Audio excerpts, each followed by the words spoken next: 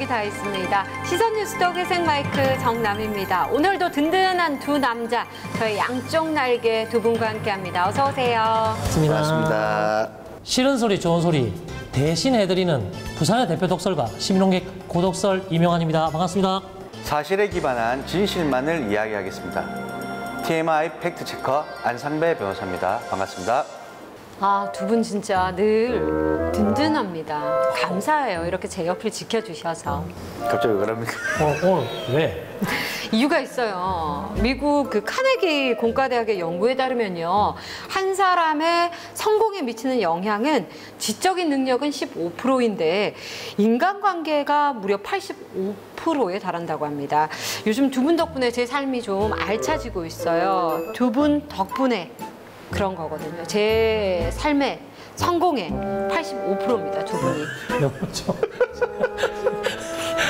왜요? 아니 근데 저는 진짜로 좀 요즘 힘들었다가 좀 일이 잘 풀려요. 근데 확실히 좀 두 분 덕분인 것 같습니다. 진짜로. 진짜 느껴져요. 사실 저도 요새 좀 재판 승소율이 좀 높거든요. 저는 제가 잘해서 그런 걸로 알았더만은 두 분 덕분이었네요. 그런데 저희가 이제 사람 인자, 한자를 보면 이게 이렇게 두 사람이 이렇게 기대고 있는 모습을 형상한 거라고 하는데, 이렇게 사람은 이렇게 인간관계를 형성해야지 된다는 거겠죠. 그래서 이제 저희가 두 분이 이렇게 있는 게 다 사람 인자처럼 인간관계를 형성한 거라 볼 수 있는데, 이게 또 너무 지나치면 독이 될 수도 있어요. 그렇습니까? 그래서 제가 얼마 전에 읽은 책 중에 관계의 내공이라는 책이 있는데, 여기에 이런 게 있어요. 인간관계에서 당장 손절해야 되는 사람 리스트. 궁금하지 않습니까? 뭐예요? 자, 첫 번째, 네가 뭘 한다고 막 하지 마라. 하대하는 거 안 돼. 두 번째, 우린 이래서 안 되고 저래서 안 되고 불평불만만 내세운 사람, 부정적인 사람. 네. 세 번째, 또 있어요? 오늘 내 기분 좀 달래줘. 아하. 라고 하면서 네. 본인 그 감정 쓰레기통으로 나를 이용하는 사람. 네. 내 주변에 다 그건데. 아, 저는 정말 가장 가까운 사람이 그렇거든요. 바로 손절하고 싶네요. 왠지 알 것 같은데. 누구 집에 같이. 그럴 때 저를 찾아오시면 됩니다. 네. 한번 참아보도록 할게요, 일단은. 네. 그래요. 늘 곁에 두고 챙겨봐야 하는 건 시선 뉴스톡도 마찬가지입니다. 오늘도 여러분 곁에서 시선 뉴스톡 함께 합니다. 첫 번째 코너부터 시작하죠. 보슈 대통 출발! 중고 냉장고를 샀는데, 와, 냉장고 바닥에 5만 원짜리 지폐로 1억 1천만 원이 붙어 있는 걸 발견한 A씨. 경찰에 신고한 후 조사를 해보니 돈의 주인은 이미 고인이 됐다고 합니다. 현금 뭉치는 유족에게 전해졌는데요. 신고한 A씨에게는 금액의 5에서 20%를 보상금으로 받게 될 예정이라네요. 댓글 살펴볼까요? 대단하다. 신고자에게 보상금의 최대인 20%를 지급하라. 훈훈한 칭찬 퍼레이드입니다. 여기서 제가 뽑은 댓글 원픽은 이겁니다. 정치하는 양반 다 보이소. 우리는 이러고 따뜻하게 살아요. 당신들은 뭐하요? 올해도 못 가는 건가요? 동부산 롯데월드의 올해 개장이 무산됐습니다. 현재로는 내년 3월에는 가능하다고 하는데요. 이유인즉슨 놀이시설의 안전점검 시 운전에 문제가 생겨서라고 하네요. 이렇게 기다리게 했다가 재미없기만 해봐요. 네, 댓글 살펴봅니다. 다들 저와 같은 심정인 것 같아요. 또 미루냐? 도대체 언제까지 미루냐? 이랬다가 저랬다가. 그러게요. 그러게 말입니다. 이 중 저의 원픽 댓글은 이겁니다. LA. 부산에서 처음으로 전용 면적 84제곱미터, 즉 국민평형 아파트에서 18억 원 넘게 거래된 아파트가 나왔습니다. 바로 해운대구 우동 마린시티 자이 41층의 전용 면적 84.98제곱미터가 지난 9월 28일 18억 3천만 원의 계약대에 신고를 마쳤다고 합니다. 아파트 층수만 높은 게 아니라 가격도 맞춰놓았네요. 부산 시민 댓글을 살펴보려 했더니 정말 댓글이 하나도 없었습니다. 공감 불가라는 무풀 시위일까요? 아니면 사촌이 땅을 사서 배가 아픈 복통 때문이었을까요? 여러분은 지금 부산의 핫 이슈 시사예능 시선 뉴스톡과 함께합니다. 오늘도 함께 외쳐볼게요. 이게 무슨 일이고? 예, 요즘 신문 보면 정말 굵직굵직한 뉴스들 정말 많습니다. 그러다 보니까 제작진이 힘들어요. 이 중에 도대체 뭘 이 또 주제로 해서 토크를 하나, 방송 시간을 늘려야 하나 굉장히 고민이 많습니다. 진짜 많습니다. 이게 요새 보면은 하천대유 각 그 아들 50억, 네. 그다음 그다음에 오징어 게임, 그다음에 또 민주당 국민의힘 경선, 네. 너무 많아요. 네. 또 있습니다. 부산 집값 고공행진. 좀 전에 말씀하신 그리고 또 백신 접종률, 백신 부작용 너무 많아요. 그렇죠. 아 진짜 키워드만 들어도 기분이 막 좋았다가 나빴다가 롤러코스터를 타는 것 같은데 그래도 우리가 부산 사람 아닙니까? 부산 사람 아이가? 그래서 부산시와 밀접한 연관이 있으면서 전국을 떠들썩하게 만들었던 가장 따끈따끈한 이슈 뭘까요? 저는 뭔가 좀 감이 싸한 감이 옵니다. 저도 뭔지 좀 알 것 같긴 해요. 네. 네, 두 분이 생각하는 그것 바로 정답입니다. 바로 부산 사상구를 지역구로 하는 장제원 국회의원의 아들 래퍼 노예 장용준 씨의 음주운전 사고입니다.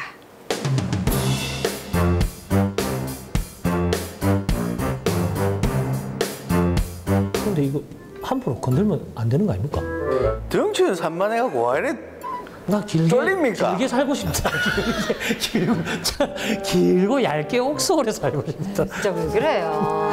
언론의 자유가 보장된 민주주의 국가에서 이 정도는 다룰 수 있어야 하는 거 아닌가요? 야, 오늘만 보고 사는구나. 네, 책임은 김 PD님이 질 겁니다. 네, 걱정 안 하셔도 됩니다. 아니, 이 어려운 걸 또 시선 뉴스톡이 해내는 겁니까? 그럼요. 사실은 이게 좀 복잡하게 계속 이렇게 좀 언론에서 나오고 있는데 크게 복잡한 사건이 아니에요. 네. 장용준 씨가 2000년에 태어나서 올해 이제 21살이 된 청년인데 2019년 9월에 음주운전 사고를 내서 이미 집행유예 선고를 받아서 한번 풀려난 적이 있습니다. 그리고 그 집행유예 기간인 올해 9월 같은 사고인 또 음주운전 사고를 냈다는 게 사실 다예요. 근데 아직 처벌은 이루어지지 않고 있고 네. 이게 이 사건의 그냥 포인트란 포인트입니다. 그런데 이 사건 사이에 가지가 너무 많아요. 일단은 가장 큰 가지가 바로 장용준 씨의 아버지죠. 아버지가 부산 사상구를 지역구로 한 국회의원 장제원이라는 사실입니다. 그러니까 이 장용준 씨를 비판하는 말의 토대가 보면 이 아버지 장제원 국회의원하고 관계되어 있는 말과 행동이 아니라고는 우리가 부정할 수가 없을 것 같아요.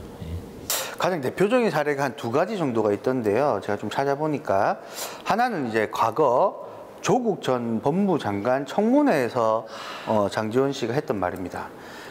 조국 전 장관의 그 자녀 문제를 지적하면서 이런 얘기를 했죠. 자녀에게 흠결이 있는 사람은 공직자가 될 자격이 없다. 좀 찔릴 거예요. 네. 돌아오는 그렇죠. 두 번째 사례는 조금 더 거슬러 올라가 보면 2008년도입니다. 2008년도 때 도로교통법 일부 개정안 대표 발의를 했는데 그때 법안 내용을 보면 음주운전자가 경찰의 측정에 응하지 않을 경우에는 3년 이하의 징역 또는 1천만 원 이하의 벌금이라고 되어 있는데요. 장제원 의원이 대표 발의를 하면서 했던 말이 뭐냐? 음주운전자의 손에 맡겨진 자동차는 더 이상 이동수단이 아닌 일종의 살인도구나 마찬가지다. 자, 이 말에 따르면 자신의 아들이 살인도구를 이용했다는 거랑 뭐가 다릅니까? 네. 11년 지나서 그 말 속의 당사자가 자신의 아들이 된 건데 사실 장제원 의원의 마음도 굉장히 참담할 것 같긴 합니다. 장용진 씨에게 분노하는 이유가 이게 아무래도 지역에 뿌리를 뒀기 때문이거든요. 저는 지역에서 유명한 사학재단 집안 아닙니까? 그죠? 특히 장제원 의원 아버지가 유명합니다. 장제원 의원 아버지는 부산 사람이면 다 아는 대학교죠. 네. 학교법인 동서학원이 운영하는 동서대, 부산 디지털대, 경남정보대 이 사학법인을 운영했던 국회 부의장 출신 장성만 목사이시고요. 장지원 의원은 이 장 목사의 차남입니다. 그러니까 장용준 씨는 장 목사의 손자가 되겠죠. 네. 부산에 이렇게 뿌리가 깊다 보니까 장제원 의원이 지역에 뭐 예산을 따오거나 부산을 방문하게 되면 거의 뉴스에 빠지지 않고 등장을 했었습니다. 사상기업발전협의회는 동일케미칼 윤대범 대표 등의 그동안의 공로로 감사패가 수여됐으며 일부 학생들에게 장학금이 전달됐습니다. 장제원 후보는 건강과 교육, 문화의 큰 틀 속에 생활권과 친수권을 하나로 묶는 리버프런트 시티 조성이 핵심 공약입니다.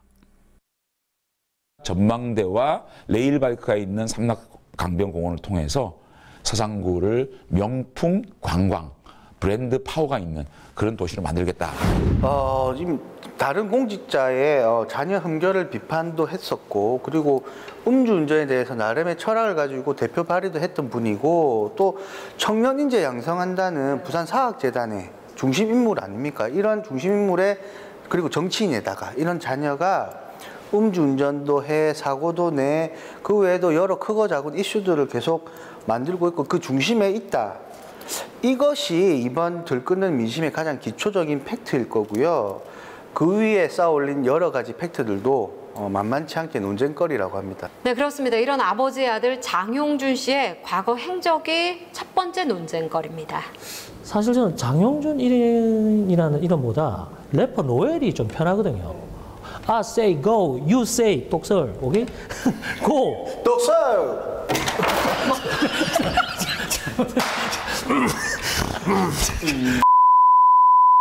죄송해요. 우리 고등 래퍼도 나왔었고 사실은 또 쇼미더머니까지 나와서 굉장히 유명하거든요. 맞아요. 당시 그 프로그램에서 이제 장제원 아들이 출연했다. 이게 화제가 되기도 했지만 더 큰 화제는 사실 이 장용준 씨, 장제원 씨 아들의 성매매 시도 의혹 때문이었습니다. 네.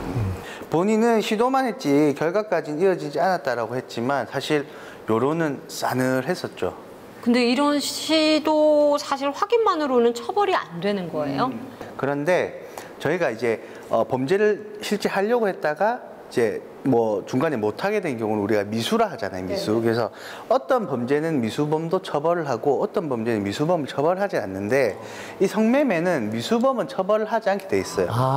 그러다 보니까 이때도 만약에 성매매 의혹만 있었다고 하더라도 미수범 처벌이었으면 이게 처벌이 됐겠죠. 근데 이 법률상 미수범 처벌이 안 되니까 그냥 의혹만으로 끝나고 아무런 처벌은 받지 않았었습니다. 근데 그게 성매매가 있었던 없었던 그때 난리였잖아요. 그럼요. 이게 결국 장제원은 당시 당 대변인직과 부산시 당 위원장직을 사퇴했었더라고요. 네, 이게 그래도 가장 큰 사건은 그거죠. 뭐 운전전 해놓고 이거 운전자 바꿔치기 한 거. 그때도 정말 전 국민의 공분을 사게 했었습니다. 조금 그 당시 사건 설명을 해주자면 2019년 9월에 음주운전 사고를 내고 운전자까지 바꿔치기를 시도를 했고 이로 인해서 장용준 씨는 징역 1년 6개월에 집행유예 2년이라는 형을 선고받게 됩니다.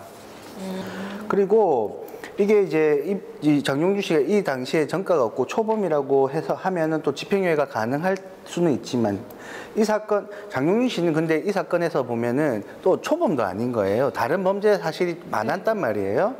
그러면 제가 만약에 뭐 판사라면 거의 99% 실형 선고를 했지 않을까. 그렇기 때문에 이 당시에 집행유예 2년 선고를 해줬다는 거는 아주 관대한 처벌이라는 좀 비판적인 시선이 많았던 거죠. 네. 아니 그럼 궁금한 게 지금 집행유예 기간 중에 동종 범죄를 저질렀는데 이거 그러면 어떤 처벌을 받게 됩니까? 문제는 뭐냐면 이 집행유예 기간 중에 고의 범죄로 내가 이제 범죄를 저지르고 금고 이상의 실형이 선고돼서 그 형이 확정이 돼버리면 이 앞에 집행유예를 줬던 이게 실효가 돼요. 없어져 버려요. 그러면 뭐만 남아요? 앞에 징역형이 남죠. 이 징역형을 그 두 번째 형의 뭐 6개월이 됐든 1년이 됐든 그 형하고 같이 플러스가 되는 거죠. 네. 그러면 혹시 이번 사건에서 뭐 한 2년 징역형을 받았다면 앞에 1년 6개월 합쳐서 3년 6개월의 형을 살아야 한다는 그 말씀인 거죠? 이까시네, 이까시. 이번 사건으로 정말 사면 초과가 된 이 장재현 의원은 윤석열 캠프에서 나왔고요. 예, 그리고 공식적으로 사과의 뜻을 밝힌 바 있습니다. 그리고 그 내용을 살펴보면 아들이 죗값을 받아 마땅하다. 아버지로서의 역할을 하겠다고 했습니다. 만약에 변호사를 선임해서 적극적인 방어하고 낮은 형량을 받거나 아니면 또 뭐 실형이 안 떨어지면 이거 또 한번 국민들 말이 많이 나올 것 같아요. 사실 어쨌든 초미의 관심사는 과연 장용준 씨가 어떤 처벌을 받게 될까인데 요거 어떻게 변호사로서 좀 예측이 가능할까요? 자, 이번 사고는 사실 그 장용준 씨가 기존에 받았던 집행유예형 기간 중에 재차 음주운전을 해서 사고를 낸 사건입니다. 그리고 거기다가 경찰 폭행으로 공무집행 방해죄가 추가됐고요. 또 음주 측정 거부까지 했다고 합니다. 기존 아까 말한 것처럼 집행유예 기간 중에 고의범죄로 실형 선고돼서 확정되면 앞에 형이 산다고 했죠. 살아난다고 했죠. 그럼 1년 6개월이 산단 말이에요. 근데 이번 범죄도 사실 1년 6개월 이상의 형이 선고돼도 뭐 이상하지 않을 정도의 재질이에요. 그러면 제가 볼 때는 최소 뭐 3년에서 4년 뭐 그 정도 형은 그렇게 살아야 되는 건 아닌가 하는 조심스럽게 예측은 해봅니다. 네. 그럼 장용준 씨가 방금 얘기한 그런 수순을 밟게 될 거라고 예측을 하시는 거죠? 그렇죠. 네. 장용준 씨 사건하고 비슷한 사건이긴 한데 전략적으로 보면 처벌을 미루다가 기존 첫 번째 집행유예 기간이 있었지 않습니까? 집행유예 기간을 다 지나게끔 이 판결 자체, 그러니까 그 재판을 계속 미루는 거예요.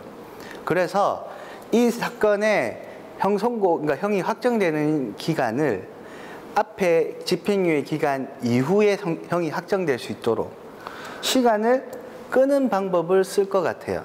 그런 것도 가능해요? 네. 그러면 왜 이걸 하느냐? 금고 이상의 형이 선고돼서 그 형이 집행을 종료하고 나서 3년 이내에 범한 범죄는 집행유예를 다시 못 해주게 돼 있어요. 왜냐? 집행유예는 아주 선처를 해주는 거란 말이에요. 그런데 A씨라는 사람이 이미 그 전에 형을 선고를 받아서 형 선고 끝나고 3년 이내에 또 범죄를 저질렀어. 그럼 이 사람은 죄질이 나쁜 거잖아요. 그러니까 원칙적으로 집행유예 결격 사유라고 해서 안 해준단 말이에요. 그런데 이게 웃긴 게 아까 말했듯이 집행유예 기간을 도과를 해버리면 어떻게 된다 했어요. 형 선고의 효력이 없어진다 했죠. 두 번째 이 사건으로 재판을 쭉쭉 받지만 집행유예 기간을 도과할 때까지 이 재판이 형 선고가 확정이 안 나버리면 근데 2년이 지났어. 그럼 앞에 형이 어떻게 되는 거예요? 사라지잖아. 그러면 장용준 씨는 어떻게 되냐? 이게 두 번째 재판이지만 첫 번째 재판인 것처럼 되는 거예요. 그러면 집행유예가 없어졌기 때문에 다시 집행유예가 가능해지는 거예요. 이해가 되신지 모르겠어요. 예. 그래서 시간을 계속 끌어요. 이게 어찌 보면은 법기술일 거죠. 법기술. 근데 이렇게 장기간 또 쭉 끌고 가려면 사실 변호사 비용도 좀 만만치 않을 것 같은데. 업계의 비밀이라서 대략 좀 조심스럽긴 한데 그냥 관행적으로 말씀을 드리자면 저희가 정관예우 하지 않습니까? 그래서 정관 변호사님을 당연히 쓸 거고 할 건데 정관 변호사는 사실 이제 1,000단위는 무조건 넘어간다고 봐야 되겠죠. 네. 결국 재판 미루면서 집행유예 기간 초과하고 징역형의 효력을 사라지게 만드는 이 법의 허점을 이용하는 이렇게 되면 사실 음주운전 사고로 피해를 입는 사람은 억울해서 진짜 못 살죠. 법도 변호사도 판사도 그 누구도 이 피해자의 억울함을 달래주지도 못할 것 같습니다. 이 본질은 뭐냐? 결국 음주운전이라는 범죄를 안 저질러야 돼요. 네?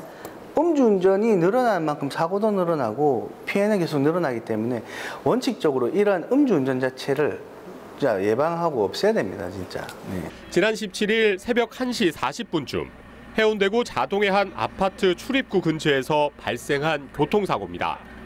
이 사고로 길을 건너던 70대 여성이 숨졌습니다. 당시 운전자는 술을 마신 뒤 운전을 한 상태.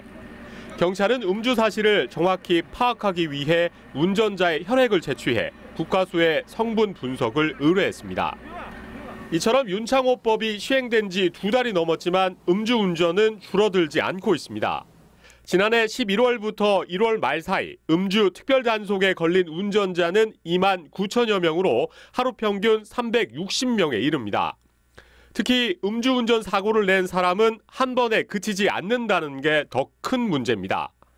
최근 5년간 음주운전 사고 중 2회가 25.9%, 3회 이상이 16.6%로 재범자 사고가 42.5%에 이릅니다. 근데 우리가 이제 언론상에서 보는 이런 굵직굵직한 사고들만 봐서인지 사실 체감하기에는 어느 정도로 음주운전 사고가 발생하는지는 사실 잘 알 수가 없잖아요. 네, 그래서 그런 음주운전으로 인한 사건, 사고들이 얼마나 많은지, 그리고 또 억울한 사연은 어떤 게 있는지 김 PD님이 지역업계에서 가장 유명한 분을 만나고 오셨답니다.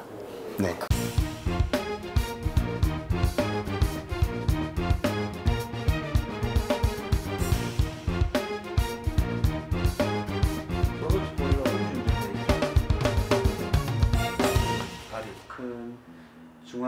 그러면 업을 하시면서 느끼는 음주운전에 대한 의견이 있을 것 같은데. 초범을 하신 분들 사건도 많이 하지만 대부분은 2회 이상이에요. 음주운전으로 적발돼서 재판하신 분들이. 그 말은 뭐냐면 상습범이라는 것도 될 거고, 그리고 술을 먹으면 자신도 모르게 음주를 한다는 얘기도 될 건데, 그 말인즉슨 그러니까 이 술을 먹기 전에 나는 오늘 절대 음주를 안 하겠다는 그런 생각보다는, 그러니까 음주를 그렇게 중요하게 여기질 않는다는 거예요. 음주운전이 얼마나 이거 위험한 건지. 사실 자기 혼자 다치고 하면 아무 문제 없겠지만 진짜 남을 피해를 입히게 되면 그 진짜 문제가 심각해지고, 실제 음주운전을 한 것으로 인해서도 실형 선고를 요새는 많이 선고를 내리긴 하지만 인명 피해가 있으면은 거의 뭐 100%까지는 아니지만 하여튼 거의 대부분 실형 선고가 나온다고 봐야 되거든요. 그래서 제가 볼 때는 제 업을 하면서 느끼지만 별일 아니라고 생각하세요, 사람들이. 그게 제일 문제인 것 같아요.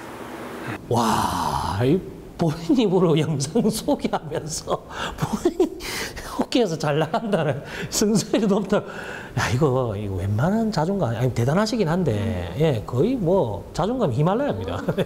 뭐 변호사이긴 하지만 밖에 나가서 이렇게 야외 행사 MC를 하는 건 아니까 살짝 의심을 하긴 했는데 오늘 본캐를 정확하게 인증했습니다.